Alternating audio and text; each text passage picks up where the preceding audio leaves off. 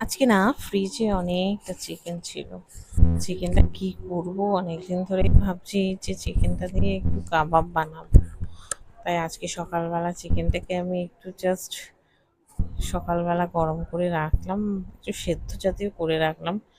কারণ কি না, ভাজা ভাজা হলে তো চিকেনটা ভালো করে সেদ্ধ হয় না।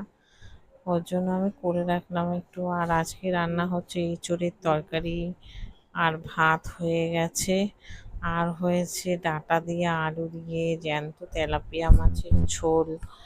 আর আজকে রান্না হয়েছে ডালও হয়েছে, তার সাথে হয়েছে ভাজা। আর সকালে খাওয়ার জন্য হয়েছিল চাউমিন আর শোল মাছের ঝোল অনেকটা রয়েছে কালকের। আর ডালের সাথে খাওয়ার জন্য পটল ভাজা, তারপরে বেগুন ভাজা, আর হয়েছে ঢেঁড়স দিয়ে আলু দিয়ে একটা ভাজা। তো আজকে অনেক কিছুই রান্না হয়েছিল। আর আজকে বাড়িতে মিস্ত্রি কাজ করছে।